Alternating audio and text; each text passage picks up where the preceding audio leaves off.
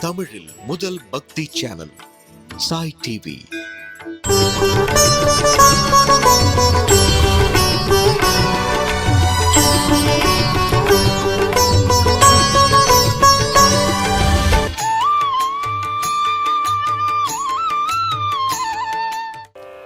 கீழ்வானம் வெல்லென்று எருமை சிறு வீடு, கீழ்வானம் வெல்லென்று எருமை சிறு வீடு, மேய்வான் பரந்தனக்கான் மிக்குள்ள பிள்ளைகளும் போவான் போகின்றாரே போகாமல் காத்து உன்னை கூவுவான் வந்து நின்றோம் கோதுகலமுடைய பாவாய் எழுந்திராய் பாடிப்பறை கொண்டு மாவாய் பிளந்தானை மல்லரை மாட்டிய தேவாதி தேவனை சென்று நாம் சேவித்தால் ஆவாவென்றாராய்ந்த அருளேலோரும் பாவாய். சாய் டிவி நேயர்கள் அனைவருக்கும் மார்கழி மாத 8ஆம் நாள் இனிய காலை வணக்கங்கள். ஆண்டாள் திருவடிகளே சரணம். இந்த மார்கழி மாதம் திருப்பாவை பாசுரங்கள் வாசிக்க கத்துண்டு வியாக்கியானமும் அனுபவிச்சுருக்கோம். திருப்பாவையில இருக்கும் நிறைய விஷயங்கள், திவ்ய தேசங்கள், பாசுர கோலங்கள், பெருமாளுக்கு நம்ம சமர்ப்பணம் பண்ணும் நைவேத்தியங்கள் இதெல்லாமும் பார்த்துட்டு இருக்கோம். இன்றைய பாசுரம் 8ஆம் பாசுரம், கீழ்வானம் வெள்ளென்று. கீழ்வானம் வெள்ளென்று எருமை சிறுவீடு, கீழ்வானம் வெள்ளென்று எருமை சிறுவீடு, மேய்வான் பரந்தனகான் மிக்குள்ள பிள்ளைகளும், மேய்வான் பரந்தனகான் மிக்குள்ள பிள்ளைகளும், போவான் போகின்றாரை போகாமல் காத்து உன்னை, போவான் போகின்றாரை போகாமல் காத்து உன்னை, கூவுவான் வந்து நின்றோம் கோதுகலமுடைய, கூவுவான் வந்து நின்றோம் கோதுகலமுடைய, பாவாய் எழுந்திராய் பாடிப்பறை கொண்டு, பாவாய் எழுந்திராய் பாடிப்பறை கொண்டு, மாவாய் பிளந்தானை மல்லரை மாட்டிய,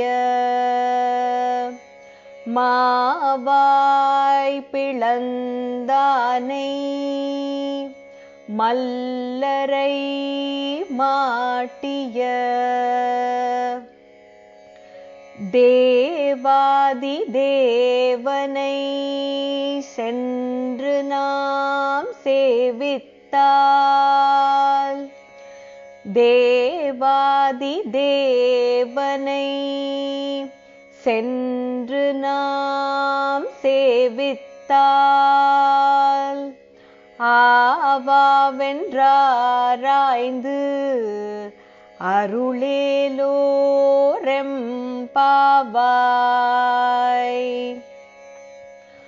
ஆவாவென்றாராய்ந்து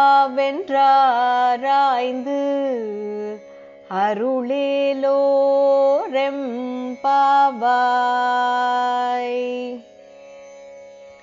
கீழ்வானம் வெள்ளென்று எருமை சிறுவீடு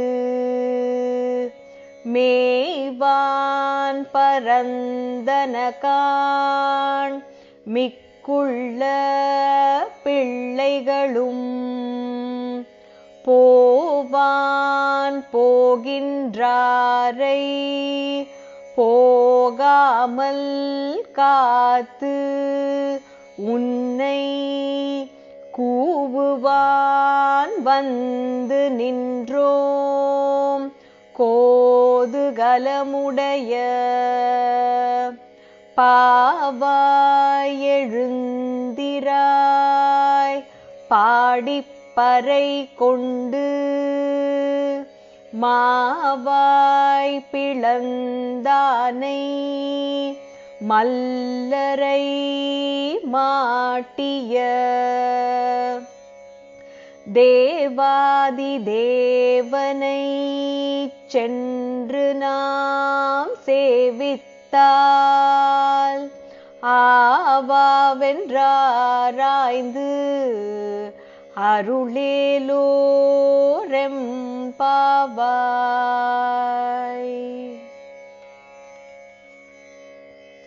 கீழ்வானம் வெள்ளென்று எருமை சிறுவீடு மேய்வான் பரந்தனகான் மிக்குள்ள பிள்ளைகளும் போவான் போகின்றானை போகாமல் காத்து உன்னை கூவுவான் வந்து நின்றோம் கோதுகலமுடைய பாவாய் எழுந்திராய் பாடிப்பறை கொண்டு மாவாய் பிளந்தானை மல்லரை மாட்டிய தேவாதி தேவனை சென்று நாம் சேவித்தால் ஆவாவென்றாராய்ந்து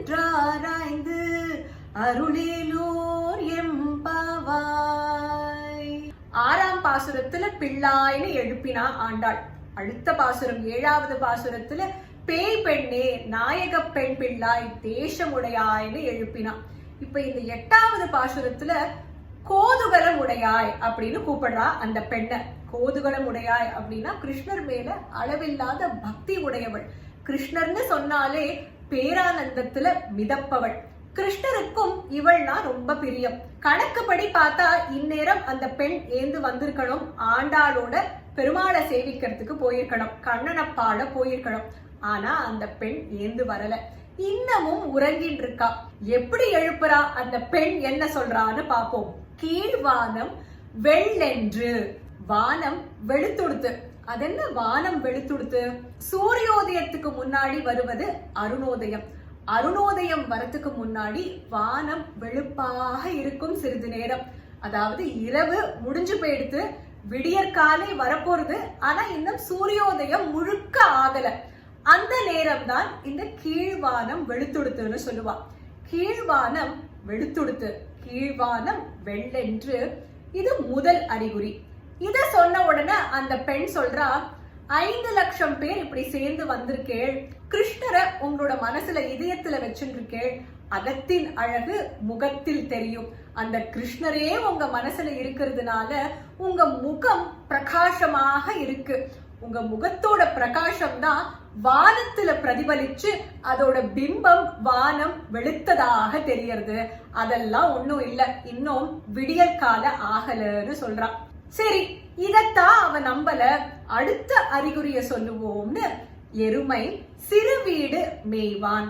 அதென்ன எருமைகள் சிறு வீடு மேயறது? ஆயர்பாடியில பசுக்களையும் எருமைகளையும் வீட்டிற்கு பின்புறம் தொழுவத்துல கட்டி போட்டிருப்பான். அப்போ விடிய காத்தால ஒரு 4-4:30 மணிக்கு எருமைகள்லாம் ஏந்த உடனே அந்த உட்கார்ந்த இடத்திலேயே பனி நிறைந்த புல், மேய் புல்னு சொல்லுவா, மேய் புல் மேய்வது, அத மேயுமா.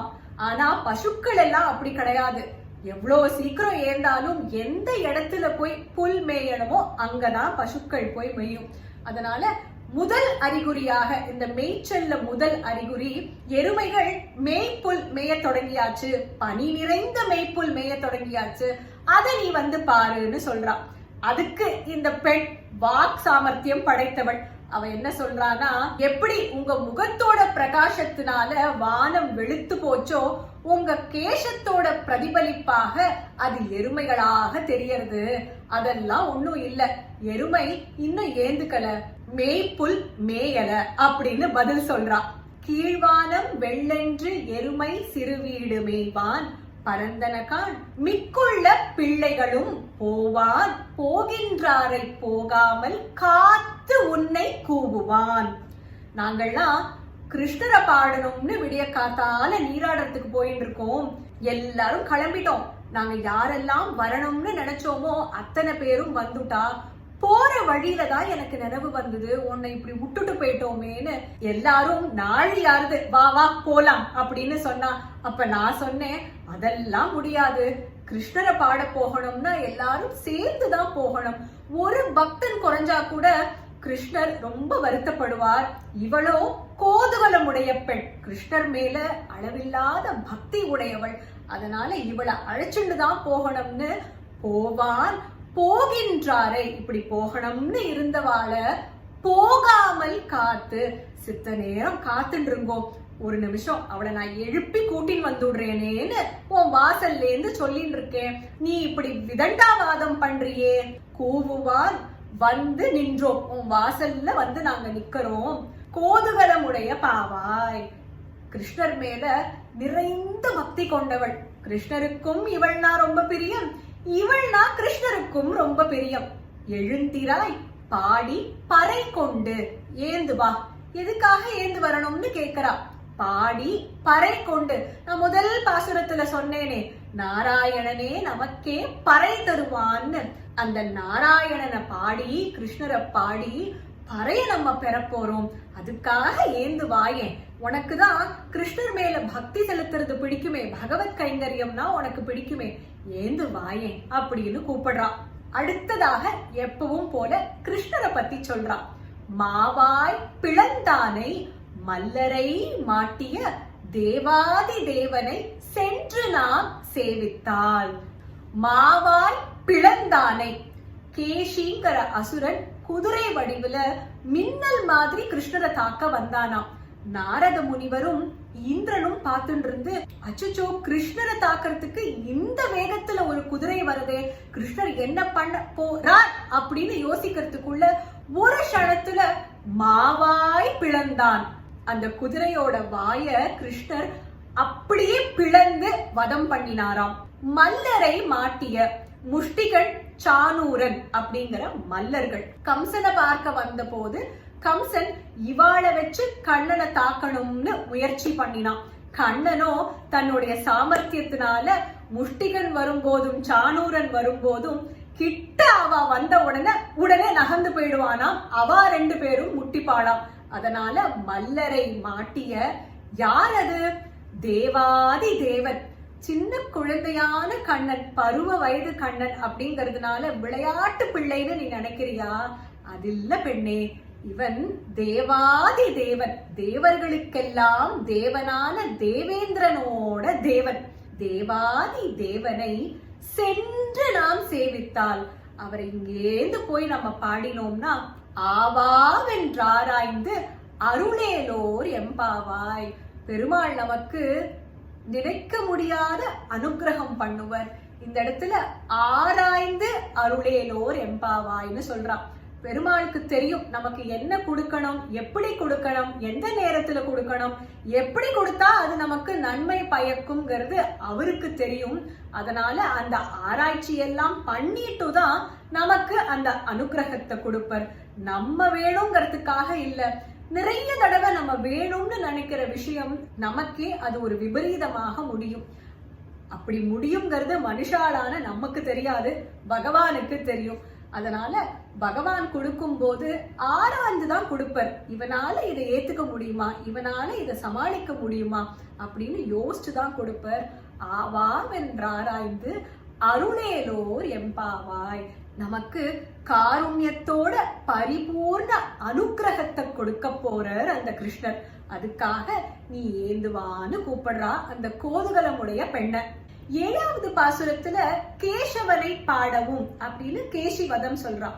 அதே மாதிரி இந்த 8வது பாசுரத்திலையும் மாவாய் பிளந்தானே அதே வதம் தான் 2 முறை சொல்றா. என்ன காரணம்? ராமாயணத்துல ராமரை எதிர்த்து கர தூஷணர்கள் பெரும் படையோடு வந்தாளாம். வந்தபோது தனி ஆளாக ராமர் அவளை எதிர்த்து போர் தொடுத்து அழித்தாராம். அந்த குதூகலத்துல சீதை ஓடி வந்து ராமரை அணைச்சுண்டாளாம். அதே மாதிரி ஒரு அற்புதமான வதமாச்சு இது. தேவர்கள் எல்லாம் இந்த கேசிய கிருஷ்ணர் எப்படி சமாளிக்க போறார், என்ன பண்ண போறார் அப்படின்னு நினைக்கிறதுக்குள்ள மாவாய் பிளந்தானாம். இத கேட்ட உடனே சீதை ஓடி வந்தா மாதிரி நீயும் கண்ணனுக்காக ஓடி வர மாட்டியோ அப்படிங்கிறதுக்காகத்தான் இத மறுபடியும் சொன்னாளாம் ஆண்டாள். இந்த பாசனத்தோட ஸ்வாபதேச அர்த்தம், இன்னர் மீனிங் பார்த்தோம்னா, முதல் வரியில கீழ்வானம் வெள்ளென்று, இருள் நீங்கி வெளிச்சம் வருது, இது அஞ்ஞானம் நீங்கி ஞானம் பிறக்கிறது. திருப்பாவை முழுவதுமே சுவாமி விவேகானந்தர் சொன்ன மாதிரி எழுந்திரு விழித்திரு, arise and awake. பாகவதோத்தமரா இருந்து பகவத் கைங்கரியம் பண்ணும் போது நமக்கு ஞானம் பிறக்கிறது. ஞானத்தோட பண்ணும் பகவத் கைங்கரியம் தான் சிரேஷ்டமாக இருக்கு. பாசுரத்தோட கடைசி வரிகள் பார்த்தோம்னா, தேவாதி தேவனை சென்று நாம் சேவித்தால், இது சரணாகதி தத்துவத்தை குறிக்கிறது. ஆவாவென்றாராய்ந்து அருளேலோர் எம்பாவாய். இந்த லோகத்தையே சிருஷ்டி பண்ண பகவானுக்கு தெரியாதா யாருக்கு என்ன கொடுக்கணும்னு? அத ஆராய்ந்து வள்ளல் தன்மையோட காருண்யத்தோட அனுகிரகம் பண்ணுவர். அப்படி சரணாகதி பண்ணினோம்னா அது எதை குறிக்கிறது? பகவான் நமக்கு ரொம்ப பிரியமானவர்னு குறிக்கிறது இல்லையா? அதுதானே பக்தி. அது மாத்திரம் இல்ல, பகவானுக்கும் ரொம்ப நம்ம பிரியமானவாளா இருக்கும். இதேதான் கிருஷ்ண பரமாத்மா பகவத்கீதையில 7வது அத்தியாயம் ஞான விஞ்ஞான யோகத்துல 17வது ஸ்லோகத்துல சொல்ற, தேஷாம் ஞானி நித்யயுக்த ஏக பக்திர் விசிஷ்யதே பிரியோ ஹி ஞானினோத்யர்த்தம் அஹம் ச மம பிரியஹ. என் மேல பக்தி செலுத்தும் பக்தர்கள்ல யாரு ஞானத்தோட ஏகாகிர சித்தத்தோட பக்தி செலுத்துறாளோ அவாதான் வசந்தவா. நான் எப்படி அவளுக்கு பிரியமோ அதே மாதிரி அந்த பக்தர்கள்னா எனக்கும் பிரியம் ஜாஸ்தி. இததான் கிருஷ்ண பரமாத்மா இந்த ஸ்லோகத்துல சொல்றார். 8வது பாசுரத்தோட ஸ்வாபதேச அர்த்தமும் அதுதான். பகவான் இடத்துல நம்ம சரணாகதி பண்ணும் போது ஞானத்தோட பண்ணினோம்னா அதோட சிரேஷ்டமே தனி அப்படிங்கிறது. 8, 9, 10 இந்த 3 பாசுரங்களையும் இணைக்கிற மாதிரி ஒரு சுவாரஸ்யமான உண்மை நிகழ்ச்சி இருக்குன்னு நேற்றுக்கு சொல்லியிருந்தேன். அந்த நிகழ்ச்சி என்னன்னு இப்ப பார்க்கலாம். பொய்கை ஆழ்வார், முதல் ஆழ்வார், திருக்கோவிலூர்ல பெருமாளை தரிசனம் பண்றதுக்காக போறார். அப்போ திடீர்னு வானம் இருண்டு போயிடுறது, அடை மழை பெய்யுறது. ஜோன மழை கொட்ட எங்கேயாவது ஒரு இடத்துல செத்த நேரம் ஒதுங்கிட்டும் அப்புறமாக தரிசனத்துக்கு போகலாம்னு பொய்கை ஆழ்வார் ஒரு சின்ன குடிசைக்குள்ள தஞ்சம் புகுந்து போற. அந்த குடிசையில ஒருவர் படுக்கலாம். கொஞ்ச நேரம் ஆகிறது, மழை ஓஞ்சா மாதிரி தெரியல, இருட்டு தான் இன்னும் ஜாஸ்தி ஆயிண்டே இருக்கு. நேரம் போக போக இவர் உறங்கின்னு இருக்கிற பெருமாள் நாமத்தை சொல்லிண்டே இருக்க. யாரோ கதவு தட்டுற சத்தம் கேட்கறது. 2வது ஆழ்வார், பூதத்தாழ்வார், அவர் வர 2 பேர் அந்த குடிசையில உட்கார்ந்துக்கலாம். 2 பேர் அங்க உட்கார்ந்துக்கிறார். குளிர் நடுங்கிறது, பெருமாளை சேவிக்கணுங்கிற ஆவலும் ஜாஸ்தி ஆயிண்டே இருக்கு. ஆனா மழை விட்ட பாடில்ல. மழை ஓயாம அங்கிருந்து ஒரு அடி எடுத்து வைக்க கூட முடியாது. சரி காத்திருப்போம் அப்படின்னு 2 பேரும் காத்துட்டு இருக்கா. அப்போ 3வது ஆழ்வார் வரர், பேயாழ்வார், பேயர். அவர் வந்து கதவை தட்ட 3 பேர் அங்க நிக்கலாம். அவ்வளவுதான் அங்க இடம் இருக்கு. 3 பேரும் அந்த குளிர்ல அந்த மழையில குடிசைக்குள்ள நின்னுட்டு இருக்கா. மழை நிக்கணும், பெருமாளை போய் தரிசனம் பண்ணணும்னு. திடீர்னு பார்த்தா 3 பேரையும் ஒருத்தருக்கு ஒருத்தர் தள்ளுற மாதிரி 4வது ஒருத்தர் அங்க இருக்கிறத உணர்றா. யாருன்னு அவளுக்கு தெரியல. ஒரு மின்னல் அடிக்கிறது. அந்த மின்னல்ல பார்த்தா முதல் ஆழ்வாரான பொய்கை ஆழ்வாருக்கு பெருமாளோட தரிசனம் கிடைக்கிறது. ஆமா, அந்த 4வதாக இருந்தது சாக்ஷாத் மகாவிஷ்ணு. திருக்கோவிலூர்ல தான் உலகளந்த பெருமாள். 3வது பாசுரத்துல ஓங்கி உலகளந்த உத்தமன் பேர் பாடின்னு சொன்னாலே அந்த உலகளந்த பெருமாள். பெருமாளோட தரிசனம் கிடைச்ச உடனே திடீர்னு பொய்கை ஆழ்வாருக்கு தனக்குள்ள புத்துணர்ச்சி பிறந்தா மாதிரி இருக்கு. 1ஆம் திருவந்தாதி இயற்றவர், அடுத்ததாக பூதத்தாழ்வார் 2ஆம் திருவந்தாதி, கடைசியில பேயாழ்வார் 3ஆம் திருவந்தாதி. 3 பேரும் பெருமாளுக்கு அங்க பாசுரங்கள் சேவிக்கிறார். இந்த 3 ஆழ்வார்கள் சேவித்த பாசுரங்கள் 1ஆம் திருவந்தாதி, 2ஆம் திருவந்தாதி, 3ஆம் திருவந்தாதி, 3மே 4000 திவ்ய பிரபந்தத்துல சேர்க்கப்பட்டது. இவா 3 பேரையும் முதல் 3 ஆழ்வார்கள் அப்படின்னு சொல்லுவா. ஆழ்வார் திருப்பள்ளி எழுச்சியில ஆண்டாள் இந்த பாசுரத்துல எந்த ஆழ்வாரை எழுப்புறா? அந்த கதையிலேருந்து நீங்க கண்டுபிடிச்சிருப்பேன். பொய்கை ஆழ்வார். பொய்கை ஆழ்வார் 1ஆம் திருவந்தாதியில பெருமாளை பத்தி பாசுரம் சேவிக்கும் போது வையம் தகழியா வார்கடலே நெய்யாக வெய்ய கதிரோன் விளக்காக செய்ய சுடர் ஆழியான் அடிக்கே சூட்டினேன் சொல் மாலை இடர் ஆழி நீங்குகவே என்று இந்த வையத்தை லோகத்தையே ஆழியாக கொண்டு விளக்காக கொண்டு கடலை நெய்யாக கொண்டு சூரிய பகவான திரியாக கொண்டு விளக்கேத்தினேன். ஏற்றி பெருமாளுக்கு சொல் மாலை சமர்ப்பணம் பண்ணினேன். இதனால இருள் நீங்கட்டும். இங்க இருள் நீங்கட்டும்ங்கிறது ஞானம் பிறக்கட்டும். இது பொய்கை ஆழ்வார் 1ஆம் திருவந்தாதியில முதல் பாசுரமாக சொல்ற பகவானுக்கு. கீழ்வானம் வெள்ளென்றுன்னு வரதுனால அஞ்ஞானம் போய் ஞானம் பிறக்கணும். அந்த வகையில ஆண்டாள் இந்த பாசுரத்துல முதல் ஆழ்வாரான பொய்கை ஆழ்வாரை எழுப்புறதாக ஐதீகம். பொய்கை ஆழ்வார் பெருமாளோட பாஞ்சஜன்யத்தோட அம்சம், அதாவது சங்கத்தோட அம்சம். காஞ்சிபுரத்துல திருவெக்கா அப்படிங்கிற கோவில் தடாகத்துல பொய்கையில இவர் கண்டெடுக்கப்பட்டதுனால, அதுவும் துவாபர யுகத்துல இவருக்கு பொய்கை ஆழ்வார்ங்கிற திருப்பெயர். 4000 திவ்ய பிரபந்தத்துல 1ஆம் திருவந்தாதியில 100 பாசுரங்கள் பெருமாளுக்கு சேவிச்சிருக்க. 6 திவ்ய தேசங்கள் ஸ்ரீரங்கம், திருக்கோவிலூர், திருப்பதி உட்பட மங்களாசாசனம் பண்ணியிருக்கார். இந்த பாசுரத்துல ஆண்டாள் பெருமாளை சொல்லும் போது தேவாதி தேவன்னு சொல்றா. தேவர்களுக்கெல்லாம் தலைவனான தேவேந்திரனுக்கே தலைவனாக விளங்குபவர் அப்படின்னு. தேவாதி தேவன்னா இந்த பாசுரத்துல குறிக்கப்படும் திவ்ய தேசம் காஞ்சிபுரத்துல இருக்கும் வரதராஜ பெருமாள் திருக்கட்சி திவ்ய தேசம். 12 ஆழ்வார்களும் இங்க வந்ததாக சொல்லப்படுறது.